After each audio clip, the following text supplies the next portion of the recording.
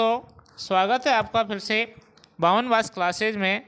आज हम पढ़ने वाले हैं इत संज्ञा, जो संस्कृत व्याकरण में बड़ी महत्वपूर्ण है।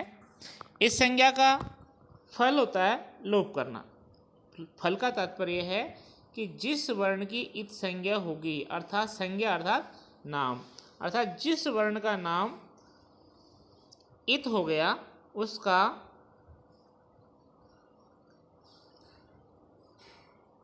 तस्य लोप है सूत्र से उसका लोप होगा। यह सूत्र कौन सा? तस्य लोप, जो कहता है कि जिस जिस वर्ण की इत संज्ञा हुई है उसका लोप होगा। इसका मतलब ये माने कि पहले यदि किसी वर्ण का किसी सूत्र के माध्यम से इत संज्ञा हो गई, अर्थात उसका नाम रख दिया इत, तो इत के बाद उस वर्ण का लोप होगा। लोप किससे होगा? तस्य लोप है सूत्र से। ये मान के चलें कि जैसे ही किसी व्यक्ति के नाम के आगे यदि हम विद्यार्थी जोड़ देते हैं, इसका मतलब है कि उसको पढ़ना है। जैसे किसी के आगे हमने शिक्षक जोड़ दिया तो इसका मतलब उसको पढ़ाना है। ऐसे ही जिस वर्ण का नाम इत हो गया, इसका मतलब है कि उसको लोप करना है। आगे पाणिनि व्याकरण में इत संज्ञा विधायक 6 सूत्र हैं। पहला प्रश्न ध्यान रखना, इनमें से लगभग एक अनेक प्रश्न आपके एग्जाम में, आप जो भी एग्जाम देने जा रहे हो उसमें देखने को मिल सकता है, यदि आपकी इत संज्ञा उस सिलेबस में है। कि पहली बात, इत संज्ञा विधायक सूत्र कितने हैं? 6। ये किसके अनुसार है? महर्षि पाणिनि के अनुसार है। कौन कौन से हैं? ये बड़ा इम्पोर्टेंट है। पहला है हलंत्यम, उपदेशे अजनुनासिक इत, आदिर्नि टुडव, स प्रत्यय, लसक्व तद्धिते और चुटु। ये 6 सूत्र है जो इत संज्ञा विधायक सूत्र हैं। तो इनमें से ध्यान रखना, ऐसे प्रश्न बन सकता है कि निम्न में से कौन सा सूत्र इत संज्ञा विधायक सूत्र नहीं है, या फिर ये बन सकता है कि इनमें से कौन सा सूत्र इत संज्ञा विधायक सूत्र है। आप दोनों ही कंडीशन में इन 6 सूत्रों को आप याद रखें कि ये 6 सूत्र है जो इत संज्ञा विधायक सूत्र कहलाते हैं। अगला, इत संज्ञा विधायक सूत्र हमने जो पढ़े उनमें जो प्रथम सूत्र है वो है हलंत्यम। ये थोड़ा सा मिसप्रिंट हो गया है, ये है हलंत्यम। ये कहता है उपदेशे अंत्य हलित स्यात्। ये कहता है उपदेश के अंत में हल प्लस इत, ये जो हलित शब्द है इसके 2 टुकड़े होंगे, हल प्लस इत, अर्थात हल प्लस इत, अर्थात जो व्यंजन है अंत में उसकी इत संज्ञा होगी। और जैसे कि आपको बताया कि जिसकी इत संज्ञा होगी उसका तस्य लोप है सूत्र से लोप हो जाएगा। ये जो हमने जो पिछले 6 सूत्र पढ़े थे, ये जो 6 सूत्र है, ये सभी 6 सूत्र मात्र इत संज्ञा करते हैं। क्या करते हैं? मात्र इत संज्ञा करते हैं, ध्यान रखना, लोप नहीं करते हैं।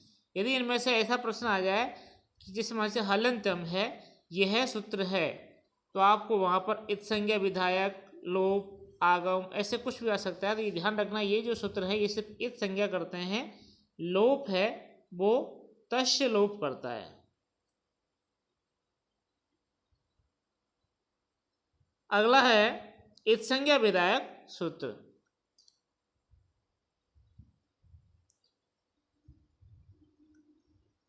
हलंत्यम सूत्र ये कहता है उपदेशे अंत्यम हलित स्यात्। हलित शब्द में की विच्छेद करेंगे तो ये होगा हल प्लस इत, अर्थात उपदेश के अंत में हल का मतलब जो व्यंजन है अंत में उसको इत संज्ञा होगी। उपदेश किसे कहेंगे ये भी ध्यान से पढ़ लेना। उपदेश आद्योच्चारणम, ये कहता है, यहाँ देखो कि उपदेश आद्योच्चारण, उपदेश पाणिनि आचार्यों का प्रथम उच्चारण। पाणिनि आदि जो आचार्य है उनका जो प्रथम उच्चारण है उसको हम उपदेश कहते हैं। उपदेश देखो, उप अर्थात सबसे पहले, दिश धातु और घय प्रत्यय करके बना है उपदेश, अर्थात पाणिनि आदि आचार्यों ने जिसको प्रथम उच्चारण किया था उसे हम उपदेश कहते हैं। उपदेश के बारे में विस्तार से हम यहाँ पढ़ेंगे। उपदेश किसे कहते हैं? उपदेश कहते हैं का एक सूत्र है, धातु सूत्र गणोणादि वाक्य लिंगानुशासनम आगम प्रत्यादेश उपदेशा प्रकीर्तिता। अर्थात सूत्र, देखो यहाँ देखो, धातु सूत्र गण उण वाक्य लिंग और अनुशासन आगम प्रत्यय आदेश। अर्थात धातु सूत्र में, सूत्र मतलब माहेश्वर सूत्रों में, गण पाठ में, उणादि लिंग अनुशासनम आगम प्रत्यय और आदेश, ये सभी उपदेश कहलाते हैं। और इनके अंत में आने वाला हल, हल मतलब व्यंजन, इनके अंत में आने वाला जो व्यंजन है वो इत संज्ञक होता है। उपदेश के अंत में आने वाला व्यंजन इत संज्ञक होता है। तो उपदेश किसे कहते हैं? उपदेश के बारे में यदि आपसे कोई पूछे तो उसका सीधा है, यहाँ हमने पढ़ा कि उपदेश पाणिनि आदि आचार्यों का प्रथम उच्चारण ही उपदेश कहा जाता है। और सूत्र, हलंत्यम सूत्र का अर्थ है उपदेश अवस्था में अंतिम व्यंजन की इत संज्ञा होती है। अब ये जो उपदेश के बारे में कहा है, धातु में, सूत्र में, गण में, इनके कुछ उदाहरण निम्न प्रकार हैं, वो आप देखें। जैसे धातु में सबसे पहले तो त्रिपुष लज्जायाम में जो त्रिपुष धातु है, इस पर अंतिम जो शकार है इसकी इत संज्ञा होगी, क्योंकि अंतिम शकार क्या है? व्यंजन है और अंतिम है।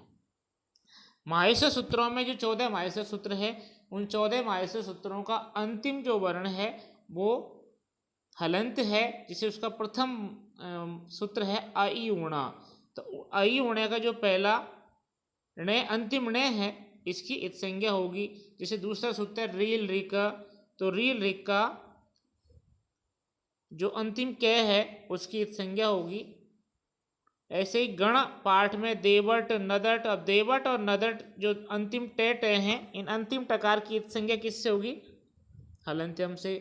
उणादि कृपा पाजी मिस्वादि साध्य शुभ्य उण, यहाँ पर जो उण है, उण का जो अंतिम णकार है इसकी इत संज्ञा होगी, इत संज्ञक माना गया है। फिर है आगम, आगम में हस्वस्य प्रीति कृति तुक। अब यहाँ पर जो तुक का आगम हुआ है, इसके अंतिम जो क है इसकी इत संज्ञा होगी, किससे? हलंत्यम से। जैसे आदेश है द्वितीयाम तपस्यायज्वा में आने वाले जो अयच, जो प्रत्यय अयच है आदेश, इस अयच आदेश का अंतिम जो चकार है इसकी इत संज्ञा होगी, इत संज्ञक होगा। प्रत्यय, जितने भी हमारे प्रत्यय हैं, अधिकतर प्रत्ययों में जो अंतिम वर्ण होता है वो हलंत होता है। जैसे तब्यत प्रत्यय, तब्यत प्रत्यय में अंतिम जो तकार है, इस तकार की इत संज्ञा होगी, किससे? हलंत्यम सूत्र से। तो हलंत्यम सूत्र जो इत संज्ञा का सबसे महत्वपूर्ण सूत्र है, इसलिए हम इस पर ज़्यादा चर्चा कर रहे हैं। आपसे कोई पूछ लिया जाए, जैसे वेदांगों के बारे में पूछते हैं कि सबसे मुख्य वेदांग कौन सा है, तो वहाँ पर व्याकरण सबसे मुख्य वेदांगों में माना जाता है। उसी प्रकार से इत संज्ञा विधायक सूत्रों में सबसे प्रमुख सूत्र कौन सा है, तो हलंत्यम सूत्र। हलंत्यम किसे? उपदेशों में जो अंतिम व्यंजन होता है उसकी इत संज्ञा होती है, यह ये सूत्र कहता है। उपदेश क्या होते हैं, जो हमने आपको अभी पढ़ा है। अब हम दूसरे सूत्र पर चर्चा करते हैं। इसमें एक अपवाद और है, इसको भी चर्चा कर लेते हैं। अपवाद है नए विभक्तो तूष्मा। ये जो हमने हलंत्यम सूत्र पढ़ा उसका ये विरोध करता है। कहीं कहीं पर ये कहता है कि भाई नए विभक्तो तूष्मा। अब यहाँ देखो, नए मतलब नहीं, विभक्तो मतलब विभक्ति में, तूष्मा, तूष्मा में ते, से और मैं। अब यहाँ पर ते का मतलब है ते वर्ग, ते वर्ग, और से दंत शकार और मैं से मैं।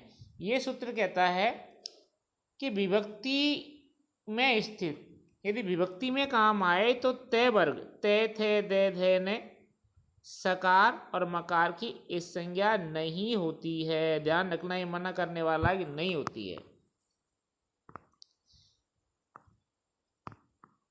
विभक्ति से तात्पर्य सुप और तिंग प्रत्ययों से है। जैसे हमारे जब शब्द रूप पढ़ते हैं, शब्द रूप में हमारे जो सुप प्रत्यय हैं ये कितने 21 हैं, तिंग प्रत्यय हैं ये कितने 18 हैं। इन प्रत्ययों में विभक्ति में जब काम में लेते हैं तो वहाँ पर अंत में ते वर्ग, शकार और मकार की इस संज्ञा नहीं होती है। जैसे प्रथम व्यक्ति है उसका सूत्र है, उसमें जो प्रत्यय काम में आने वाले हैं वो प्रत्यय हैं जैसे सु, औ, जस। और द्वितीय व्यक्ति में है अम, औट, शश।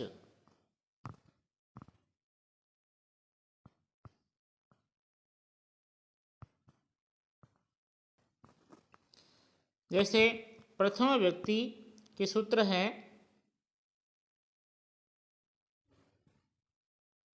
सु, औ, जस।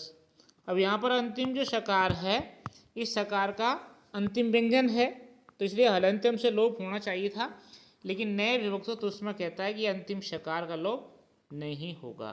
तो ये सूत्र कहता है विभक्ति में यदि काम में आए तो वहाँ तय वर्ग, शकार या मकार की इस संज्ञा नहीं होती है। अगला दूसरा सूत्र है उपदेश अजनुनासिक इत।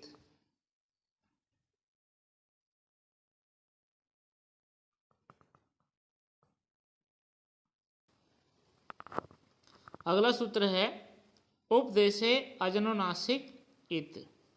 ये कहता है उपदेश में अच अनुनासिक की इत संज्ञा होती है। इसकी वृत्ति है उपदेशे अनुनासिको अचित संज्ञा सात। उपदेश होने पर जो अनुनासिक स्वर है उसकी इस संज्ञा होती है। सूत्र का अर्थ है उपदेश अवस्था में विद्यमान अनुनासिक स्वर वर्ण की इस संज्ञा होती है। अब वो कौन सा स्वर होगा वो यहाँ बताया गया है कि स्वरों का सामान्यतः उच्चारण निरनुनासिक होता है। स्वरों का जो सामान्यतः उच्चारण है वो निरनुनासिक होता है एवं पाणिनि आदि के द्वारा जिन स्वरों की अनुनासिकता संकेतित हो वे ही सानुनासिक स्वर माने जाएंगे। आपसे कोई पूछे कि ऐसे कौन से स्वर है जिनको अनुनासिक माना जाएगा तो वहाँ पर आप ध्यान रखना कि वे स्वर जो पाणिनि आदि आचार्यों के द्वारा जिनकी अनुनासिकता संकेतित है वो सानुनासिक स्वर माने जाएंगे और उनकी इत संज्ञा होगी और तस्य लोप से उनका लोप होगा।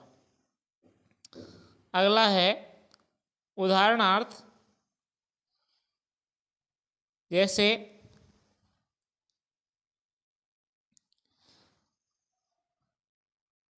लण सूत्र, जैसे हय वरट लण जो छठा सूत्र है,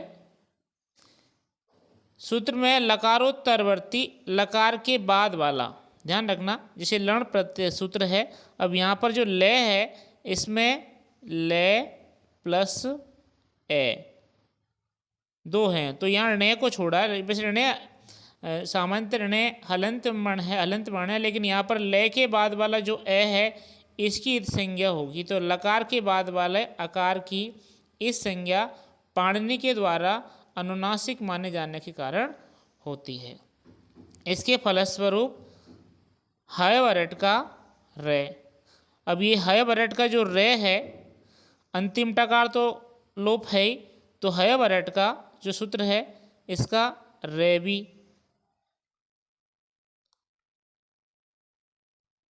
लण सूत्र के लकारोत्तरवर्ती आकार के साथ जुड़कर रे प्रत्याहार बनता है। कौन सा प्रत्याहार? रे।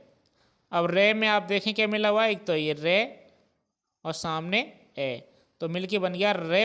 जो रे प्रत्याहार है, कौन सा प्रत्याहार? रे प्रत्याहार। इसमें कौन कौन से वर्ण आते हैं? रे और ले। एक तो ये रे वर्ण आ रहा है और एक ये ले वर्ण आ रहा है। आप दोबारा समझें कि हय बरट सूत्र का जो रे है, यहाँ से ये रे प्रत्याहार शुरू हो रहा है। ये प्रत्याहार शुरू कहाँ से हो रहा है? हय बरट के रे से। अब खत्म कहाँ हो रहा है? ये खत्म होने पे नहीं हो रहा है, ये खत्म हो रहा है ले के अंतिम ए पे। और इस ए की इत संज्ञा किसने की है? उपदेशे अजोनुनासिक इत। जो सूत्र है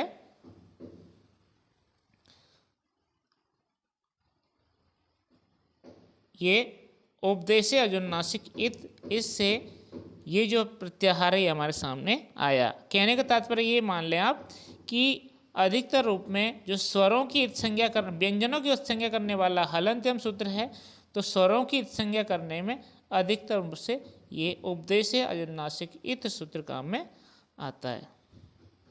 तीसरा सूत्र है आदिणी टुड़वा। ये सूत्र कहता है कि उपदेशे धातोराध्या एते इतशु, अर्थात उपदेश अवस्था में धातु के आदि, आदि मतलब प्रारंभ में विद्यमान णी टू डू की इत संज्ञा होती है। इन तीन वर्णों की बात करता है, णी टू डू की। जैसे णी भी धातु है, णी भी धातु, ये भी धातु, इसमें जो ये है इसकी इत संज्ञा करता है। ऐसे ही टूनदी धातु है, इसमें जो टू है इसकी इत संज्ञा, और डूक्रीन धातु में डू की इत संज्ञा। इस प्रकार से ये जो सूत्र है आदि, आदि पहले कह रहा है, आदि मतलब प्रारंभ में यदि ये आए णी टू डू, और वह इसलिए आया है क्योंकि डू क्या है? ऊ है, और जैसे गुरु का गुरुवा होता है बहुवचन में, ऐसे तीन हैं तो ये अंत में वे आ गया। तो नी टू और डू ये तीन वर्ण हैं, इनकी इत संज्ञा ये सूत्र करता है। आगे हम चौथे सूत्र पे चलते हैं। ये कहता है श प्रत्यय, अर्थात वृत्ति प्रत्यय आदि श इशात इत शात इत शात। ये कह रहा है वृत्ति के शुरू में स्थित सकार, कौन सा सकार? मूर्धन्य सकार की इत संज्ञा होती है। वृत्ति के प्रारंभ में यदि मूर्धन्य सकार आ जाए तो उसकी इत संज्ञा आपका ये सूत्र करता है। ध्यान रखना, हलंत्यम सूत्र है वो अंतिम व्यंजन वर्ण की इत संज्ञा करता है, जबकि यहाँ पर जो आपका स्व, इसमें जो मूर्धन्य सकार है पहले आया है, तो इसकी इत संज्ञा वहाँ हलंत्यम सूत्र से नहीं होगी। ये प्रश्न भी एग्जाम में पूछा जा सकता है कि स्व आपको दे दिया जाए और आपसे पूछा जाए कि यहाँ पर जो स है मूर्धन्य सकार, इसकी इत संज्ञा के कौन से सूत्र से हुई है, तो वहाँ पर आपको चार सूत्र मिले दिए जाएंगे, हलंत्यम, उपदेश्य, अजोनुनासिक, श प्रत्यय, और एक और दे दिया जाएगा और वहाँ पूछा जाएगा। तो ध्यान रखना, इस श की जो इत संज्ञा है वो श प्रत्यय करता है। तो स्व जो है इसमें स्थित जो पूर्व शकार है इसकी इत संज्ञा श प्रत्यय सूत्र से होता है और इसका लोप तस्य लोप सूत्र से होता है। अगला है लसक व तद्धिते। ये कहता है वृत्ति तद्धित वर्जत प्रत्ययाध्या लसक वर्ग इतशु। अब आप इस सूत्र को पढ़ें। सूत्र में कुछ चीज़ें मुख्य मुख्य आपको समझाने से पहले यदि मैं आपको बता दूँ, आपको समझे आज अच्छी तरह समझ में आएगा कि इसमें क्या है। सबसे पहले आप देखें ले, फिर क्या है श, और फिर क्या है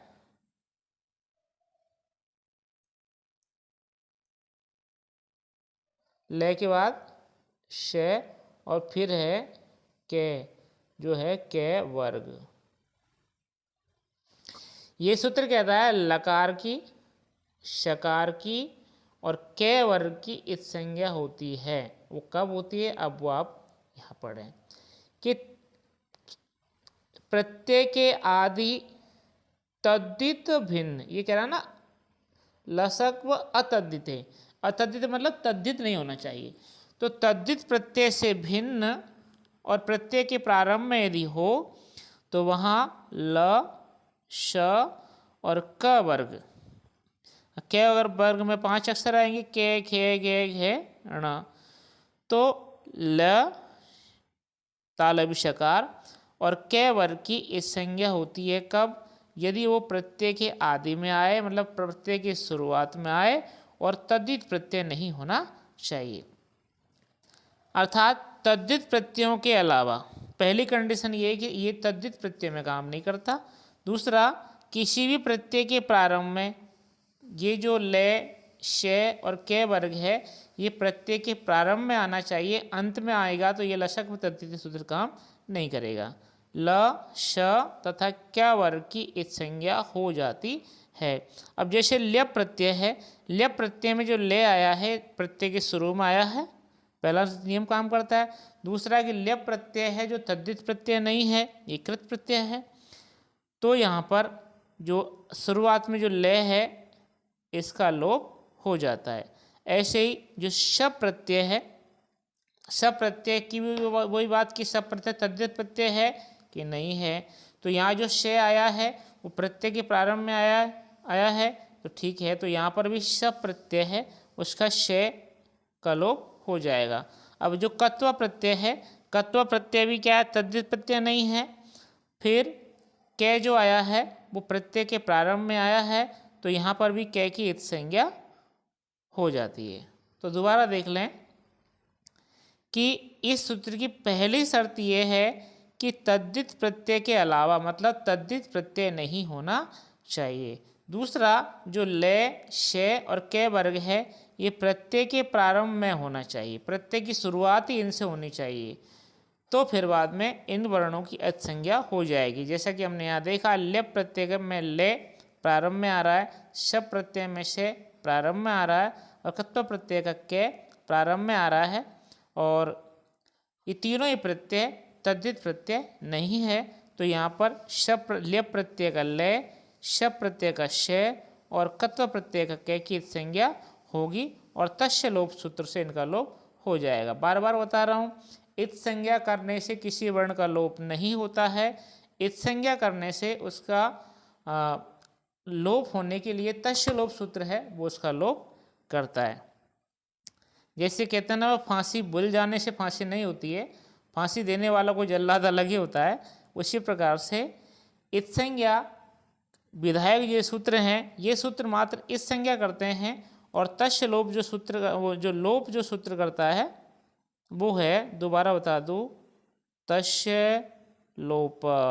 इन सभी इत संज्ञक जो वर्ण है इनका लोप तस्य लोप सूत्र करता है। अगला है चुटु।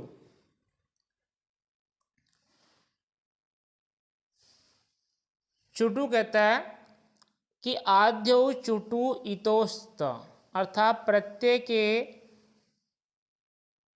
आदि में स्थित, आदि मतलब कई बार है प्रारंभ में, प्रत्यय के शुरुआत में, जैसे लसक तद्धित में प्रत्यय के प्रारंभ में होना चाहिए, ऐसे ही कह रहा है चुटु प्रत्यय, प्रत्यय के प्रारंभ में स्थित च वर्ग, च, छ, ज, झ, ये है, ये क्या है, यह च, छ, ज, झ, ये एवं टे वर्ग की इस संज्ञा होती है। प्रत्यय के प्रारंभ में यदि च वर्ग आ जाए या टे वर्ग आ जाए तो उन वर्णों की इस संज्ञा होती है। चुटु में दो ही वर्ण है, एक तो च और टू में टे, तो समझ जाना चाहिए च से मतलब च वर्ग, टे से मतलब टे वर्ग।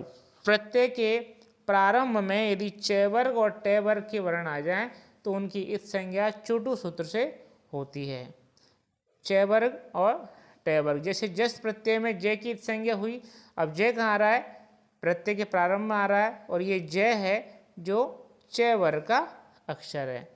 टा प्रत्यय में जो टे की संज्ञा हुई है, टे क्या है, प्रत्यय के प्रारंभ में आ रहा है, और टे है ये टे वर्ग का वर्ण है। इस प्रकार से छोटू सूत्र कहता है कि सूत्र के प्रारंभ में यदि च वर्ग या टे वर्ग के वर्ण आ जाए तो वहाँ पर उन वर्णों की इत संज्ञा होगी और तस्य लोप सूत्र से उनका लोप हो जाता है। यहाँ पर आपके इत संज्ञा के जो सूत्र हैं वो पूरे होते हैं। धन्यवाद आपका पूरा देखने के लिए।